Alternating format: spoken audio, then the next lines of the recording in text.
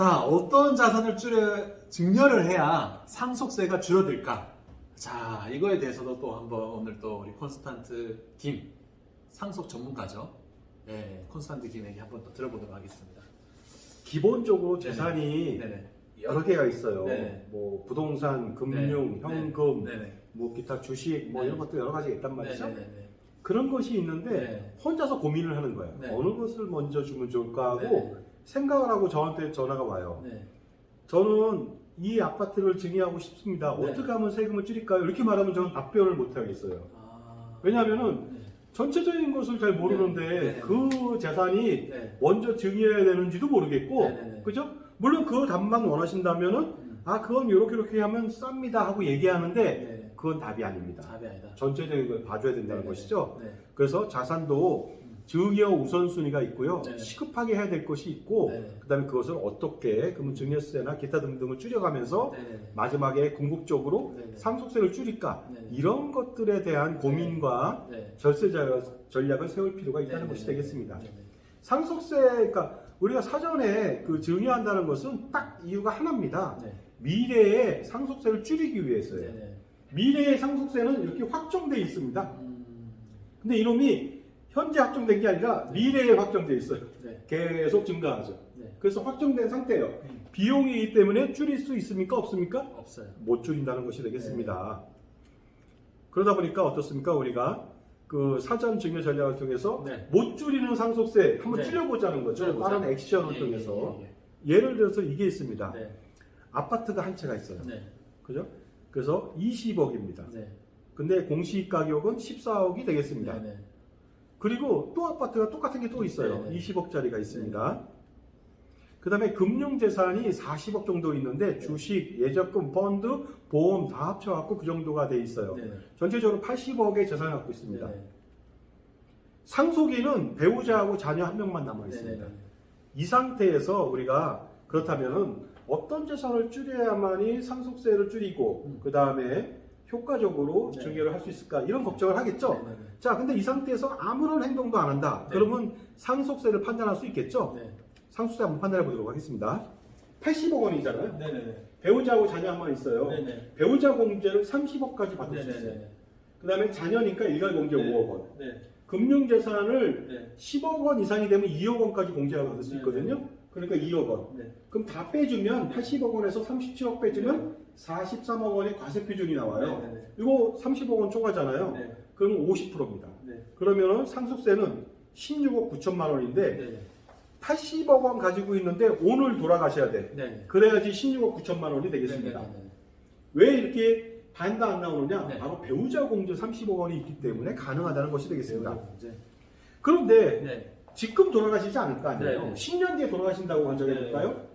자산은 4%씩 상승한다고 가정해 보겠습니다. 그러면 상속재산은 118억 원으로 옵니다. 와. 공제는 똑같고 네. 과세표준은 81억 원이에요. 세율은 네. 50% 그대로죠. 네. 그러면 10년 뒤에 아무런 행동도 하지 않는다. 그러면 상속세는 35억 9천만 원이 되겠습니다. 아. 그러면 10년 동안 아무것도 안 한 대가가 뭐냐? 29억 원 더 내야 돼요. 와. 29억이 아니라 19억 원을 더 내야 되겠죠? 10억 더 내야 된다. 네. 이거 엄청나지 않습니까? 그렇죠. 이거 내기 어렵거든요. 네.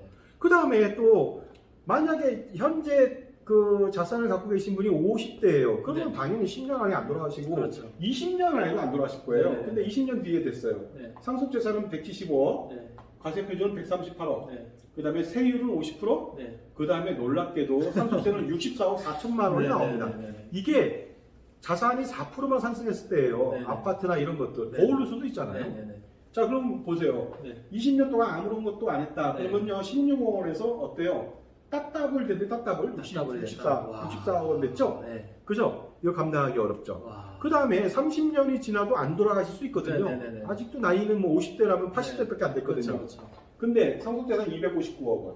그 다음에 과세표준은 222억 원. 와. 세금은 100억 드디어 넘겼습니다. 와. 106억 4천만 원이 되고요. 네네. 그러다 보니까 어떻습니까? 네. 결국은 30년 뒤까지 또 더 살아계시다. 그 뒤로 그렇죠. 살아간다면 106억이 아니라 이제 네. 200억이라고 하는 놀라운 상속세를 부담해야 될지도 모르거든요. 네. 그러다 보니까 어떻습니까?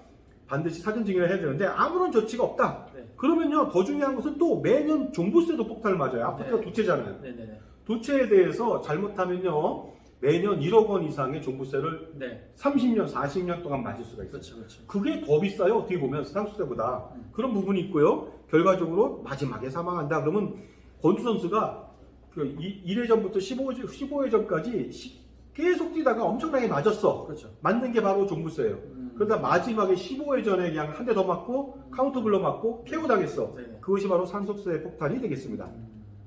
그러다 보니까요, 증여재산 우선순위를 정해야 되겠어요. 네. 내가 지금 금융재산이 있고, 그 다음에 현금도 있고, 그 다음에 부동산도 있고, 그렇습니다. 이랬을 때 알아보도록 하겠습니다. 자, 많은 사람들이 금융재산을 증여하기가 편하니까 현금 등을 증여를 많이 하려고 그래요. 근데 이것은 최악이다. 최악이다. 효과는 최악입니다. 네네. 왜냐면은요, 네네. 금융재산은 저평가 자산이 아니잖아요. 그냥 액면가 자산이에요, 그렇죠. 액면가 액면가 자산. 자산. 네. 그리고 현금을 가지고 있다고 해서 그게 늡니까? 네. 안 늘잖아요, 네네, 미래에. 안 는다, 예. 그런 부분, 상승가치 여력이 있다, 없다? 없다. 없다는 것이 네네. 되겠습니다. 그리고 현금을 다 증여해버리면 네. 아파트 두 채 남은 거 어떻게 하시려고 해요? 그렇죠, 그렇죠. 그죠?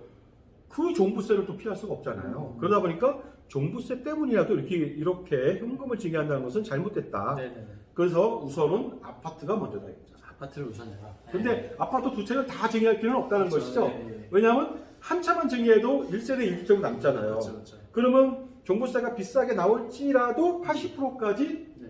세액 감면해 주거든요. 네. 그러니까 한 차는 무조건 떼어줘야 됩니다. 떼어줘요. 네. 근데 그걸 양도하거나 음. 그러면 안 된다. 안 된다. 바로 증여를 통해서 하면 좋겠습니다. 예, 예. 그렇다면요, 아파트는 어때요? 저평가 자산이잖아요. 그렇죠, 그렇죠. 그러니까 아니, 저평가 자산하고 꼭 말할 수는 없겠네요. 네. 현재 어쨌든 간에 시세인데 네. 미래의 상승 가치가 굉장히 높은 자산이죠. 그렇죠, 그죠? 그런 것을 마치 증여할 때 주식 고르듯이 네. 어때요? 저평가 주식하고 네. 네. 상승 가치가 높은 주식을 먼저 선택하죠. 살 때. 네. 똑같습니다. 똑같다. 그래서 아파트는 네. 상승 가치가 무지하게 많다. 음. 그래서 먼저 증여하고 그로 인해서 바로 부가적으로 종부세도 부담을 네. 매년 해소할 수가 있습니다. 네, 네, 네. 그리고 중요한 것은요, 이거죠.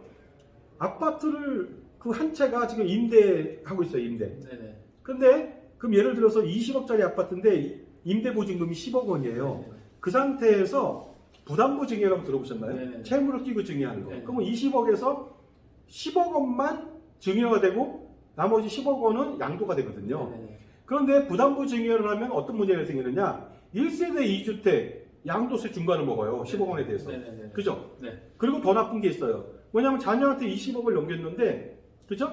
채무도 10억 원을 넘겼어요. 네, 네. 그죠? 넘기면은 어때요? 네. 실질적으로 증여된 건 10억밖에 안 되잖아요. 네, 네. 그런데 부담부 증여가 아니라 네. 그냥 일반 증여를 넘기는 거예요, 다. 음. 그 다음에 채무는 누가 가져요? 아빠가. 아빠가 갖고 있으면 네. 아빠는 20억짜리 재산이 줄고 네. 아파트 네. 채무는 그대로 남아있죠. 네. 10억 원. 네, 네. 그런 조건으로 해서 네. 부담부 증여보다는 일반 증여를 해야 되겠다. 아, 일반 증여로. 예, 그렇게 하는 것이 가장 효과적이지 네, 않나 네. 생각이 듭니다. 그렇다면 누구한테 증여했으면 좋겠느냐는 그렇죠. 것이죠. 누구한테 증여해야 될까요? 그래서 예를 들어서요, 네. 보면은요, 그 배우자한테 아파트를 증여한다. 네. 그러면 이제 아파트는 시세거든요. 네. 20억 원이 되겠습니다. 네. 그럼 배우자한테 증여하면 증여세가 좀 싸게 나와요. 싸게 나와요. 4억밖에 나오지 않습니다. 그러나 그러나 이제 증여 취득세가 좀 중간을 먹죠. 그렇죠. 1세대 2주택이라서. 네. 무려 1억 7,360만 원이라고 하는 아. 그 증여 취득세도 내다 보니까 네. 거의 6억 원에 가깝게 그 세금이 나와요. 그렇죠. 근데 배우자한테 증여하면 좋은 게 증여세가 싸기 때문에 하거든. 싸게. 6억 원은 빼주니까. 네, 네, 네. 그런데 배우자한테 증여하면 무슨 문제가 생기느냐? 증여세는 싸지만 나중에 배우자가 혼자 됐을 때 상속세가 엄청 많아져. 그래요. 네. 아. 남편이 먼저 죽을 수 있잖아요. 네, 네, 네. 그러면 아내는 혼자 남았으니까 배우자 공제도 하나도 못해. 네, 네. 그 다음에 결국 그래서 배우자가 가지고 있는 재산도 있는데 또 그 아파트마저도 부인한테 줬다. 네. 그러면은 증여세 조금 줄이고 음. 세금 폭탄을 준비하고 있는 거예요. 준비하고 있다. 네. 그 세금 폭탄은 시한 폭탄이에요. 아, 착착착착 시한폭탄. 움직이죠. 아, 시한폭탄이다. 예, 지금 더 터지는 게 아니라 네, 네. 내가 죽고 나서 와이프만 혼자 됐을 때는 네. 시한 폭탄이에요. 왜냐? 아. 5억 원 초과에 대해서는 다 세금이거든요. 세금이에요. 네. 그러니까 그 배우자가 재산이 있는 상태에서 아파트를 주면 이건 최악이고 최악이고. 재산이 없어도 네. 주는 것은 내가 볼 때는 어느 정도까지만 줘야지 많이 주면 곤란하다. 곤란하다. 그리고 부부가 그 남편의 아파트 두 채에서 아내한테 하나 줘봤자 1세대 2주택 그대로잖아요. 네. 네. 그러면 어때요?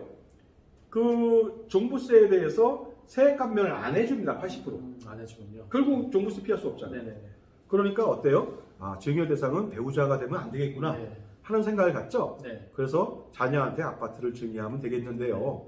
자녀 한 명한테 아파트를 증여했다. 20억짜리. 네. 그럼 증여세는 배우자가 4억인데 아들한테는 6억 2천만 원이나 나와요. 와. 엄청 나오죠. 네. 그러나 네. 6억 2천만 원을 다 주면 안 되겠죠. 네네. 그래서 자녀하고 며느리가 있다. 네. 그러니까 아들하고 며느리가 있어요. 네. 손자녀가 둘이 있다고 가정해볼게요. 그 4명이잖아요. 네네. 그렇게 됐을 때 네. 증여세를 나눠서 한다면요. 네. 증여세는 3억 7,240만 원으로 전에 비해서 혼자 증여하는 것보다 거의 반 좀 넘게밖에 안 그럼 들어가죠. 여기는 다 공동명의로 해야 돼요? 공동명의 해야죠. 아. 네.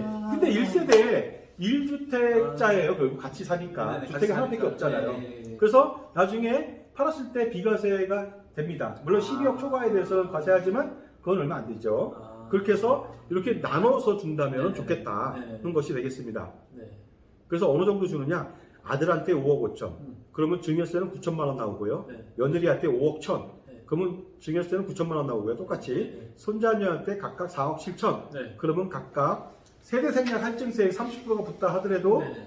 저기 9,620만 원이라고 하는 각각 세금이 나옵니다. 그래서 합쳐보니까 3억 7,240만 원만 내면은 효과적으로 자녀들한테 나누어서 그 근데 이거 아파트를 나눌 증여할 때 수가 있잖아요. 있습니다. 네. 나눌 때는 그러면 세무사한테 이거를 이게 20억짜리 아파트를 네. 뭐 이렇게 썼다는 뭐 이런 거 증명을 뭐 해주는 그런 뭐 그걸 써야 되나요? 그래서 네. 그 저희는 이제 우리 감정평가사도 있고요. 네. 그분이 먼저 이것을 감정평가를 하죠. 아파트를 감정평가한다. 네. 네. 그러면 예를 들어 20억이다. 네네. 그러면 이게 융통성이 있잖아요. 네네. 20억에 딱 나오나요? 네. 아니잖아요. 22억이 될 수도 있고 그렇죠. 18억이 될 수도 있어요. 그렇죠. 그렇죠. 그러면은 그 레인지가 있으니까. 네, 레인지가 있다. 그러면 낮은 레인지에서 감정평가를 할 수도 있는 거 아닌가요? 네네네. 그렇게 된다면은 증여세를 줄일 수 있죠. 음... 그 상태에서 이제 그 법무사가 네. 증여계약서를 쓰고 중요 계약서 같은 거 그리고 등기를 대행해 주죠. 아. 그분이 대행해 주고 나서 네네. 세금을 또 내야 될 거 아니에요. 네네. 그러면 세무 대행을 또 세무사가 또 해주는 거 아니겠습니까? 이게 또 있다. 근데 그런 것들에 대해서 그 전문가들이 다 있으니까 다 있으니까. 그 대신 이제 이걸 전체적으로 기획을 해야 되겠죠. 네네네. 기획이 뭐냐? 절세 전략을 기획을 저 콘스탄트 팀이 한다고 보시면 되겠어요. 그렇게 해서 진두지휘 한다는 개념이 되겠죠. 그래서 네. CFP라고 하는 저 자산관리사는 전체적으로 절세 전략을 수립을 해주는 거예요. 청사진을 그려주고 그것이 마음에 든다. 그러면 아 이게 마음에 들겠네요 하면 거기에 대해서 실행은 어떻게 하느냐? 네. 바로 각 전문가들이 자기 뭐 저는 그거에 대해서 관여할 수는 없어요. 왜냐하면 그거는 그쪽 전문가가 실행을 해줘야 되기 때문에 그렇습니다. 그렇죠. 하지만 서로 유기적으로 그렇죠. 뭐 혹시라도 잘못되거나 그런 것은 그렇죠. 서로 얘기를 할 수 있겠죠. 그렇죠. 그렇죠. 그래서 고객은 그 청사진 하나만 가지고도 모든 것을 일사천리로 해줄 수가 있으니까 뒤탈 없이 아주 효과적으로 절세할 수가 있습니다. 네네. 굉장히 해피하죠. 이렇게 그렇죠, 된다면요. 그리고 이거를 뭐 현금을 줬다든가 막 그랬을 때 문제점이 생기는데 주고 나면 돌이킬 수가 없어요. 그렇죠. 그러니까 미리 보고서 진단을 한 다음에 아파트 하나 아파트도 지금 가격이 똑같지만은 다른 경우도 있어요. 그럴 때는 어떤 아파트가 좋은지 판단해보고 네. 사람들을 어떻게 줘야 된다. 금액도 어떻게 이렇게 나누느냐. 네. 그것은 바로 전문가적인 어떤 기질이 있어야 그 금액을 나누는 거지. 아. 적당하게 그냥 무 자르듯이 딱딱딱 자르는 건 아니다 이거죠. 그래서 거기에 해당하는 금액만큼들.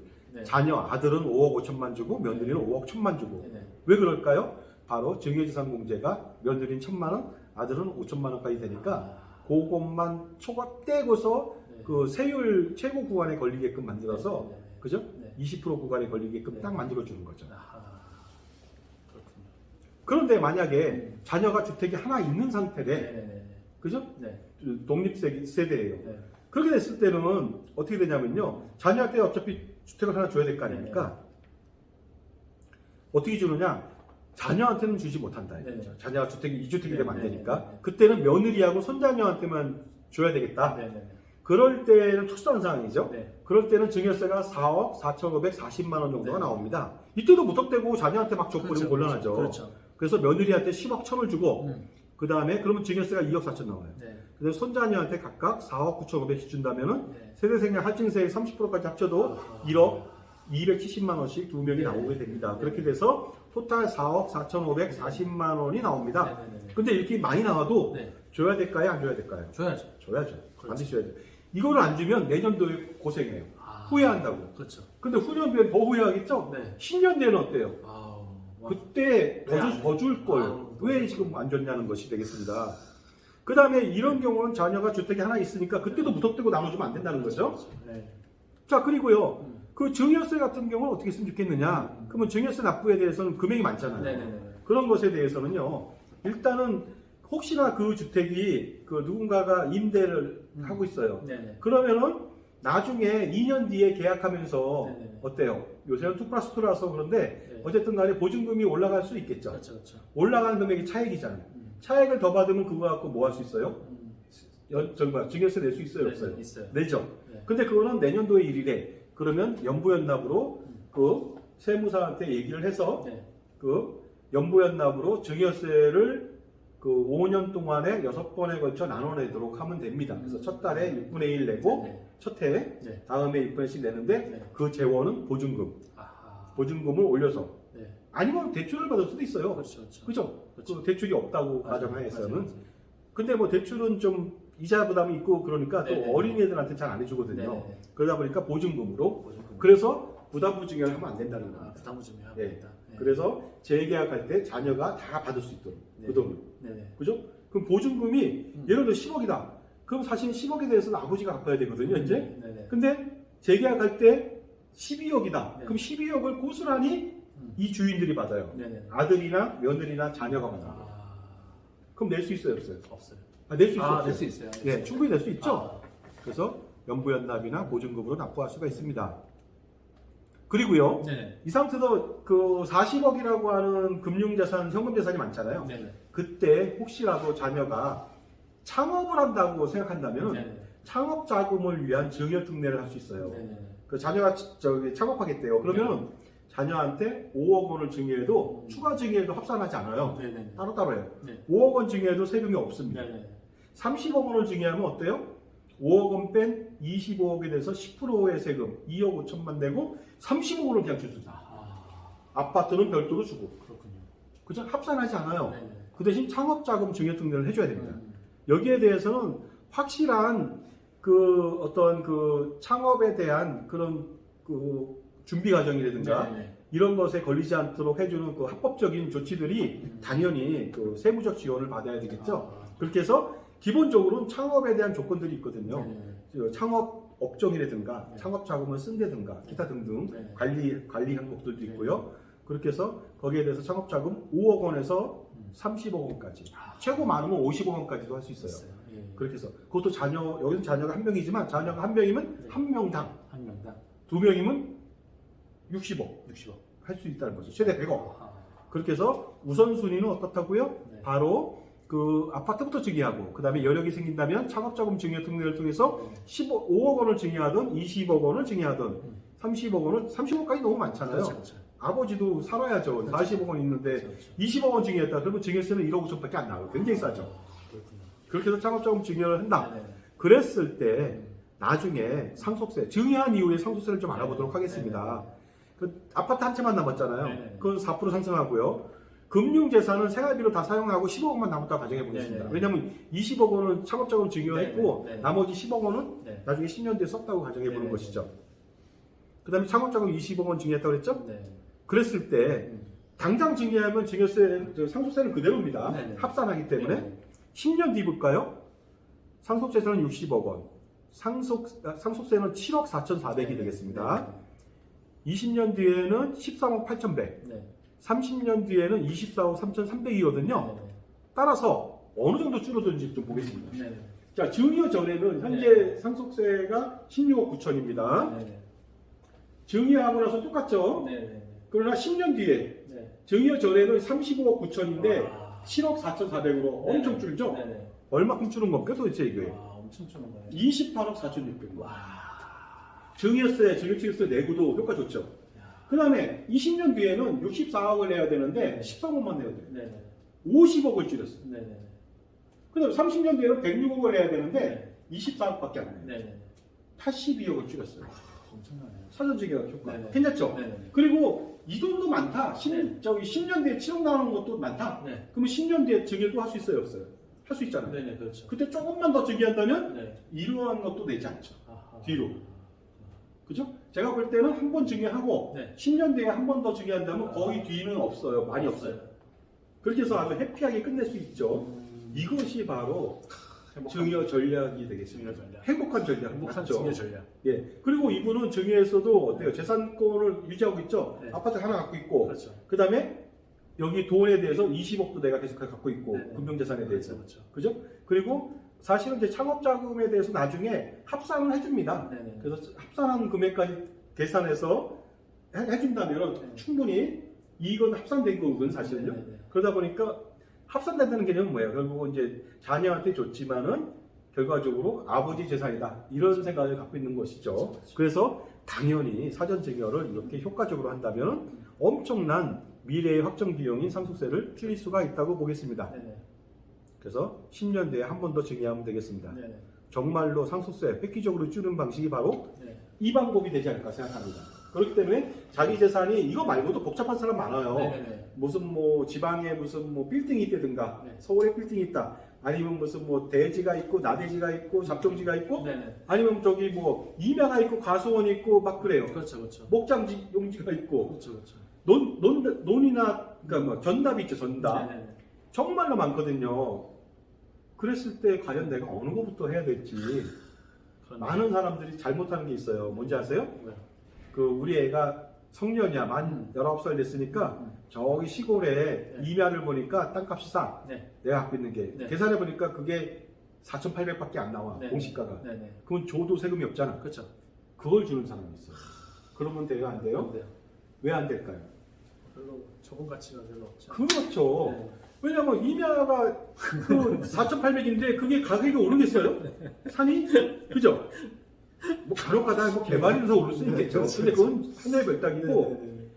우리가 가장 큰 실수는 뭐냐면은 네네. 증여세에 맞춰서 네. 재산을 주는 거야. 그러면 안 됩니다, 절대로. 네. 왜냐면 5천이 안 되니까 준다. 그럼 말이 안 되는 그렇죠, 거죠. 그렇죠. 그죠? 그래서 어떻게 하느냐? 우선순위는 뭐다? 상승가치. 내가 그 미래에 그 상속세 확정 비용을 확실히 줄여줄 거. 그렇죠. 그 다음에 가지고 있으면 폭탄 나오는 거. 네.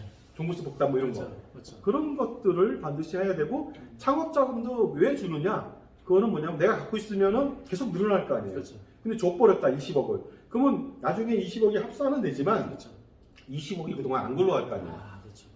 그러면 그게 돈 버는 거 아니에요? 맞습니다. 바로 그렇게 해서 효과적으로 창업자금 증여 특례하고 우선순위를 잘 결정하신다면 네. 그 상속증여 쪽에서 성공적인 전략을 수립할 수가 있습니다. 네, 오늘 정말 또 이런 거 여러 듣다 보면 특히나 이제 그 좀 재산이 있으신 분들은 또 한번 잘 한번 생각해 보시고 지금 빨리 증여 아까 보셨죠? 엄청나게 차이가 나지 않습니까? 그래서 미리 증여를 미리 해두신다면 여러분들이 미래 상속세 많이 낼 거를 미리 줄여줄 수 있는 네. 그런 효과가 있다. 이런 생각이 들 것 같습니다. 그래서 콘스탄트 김에게 꼭 한번 상담 한번 받아보시길 바라고 있습니다. 네.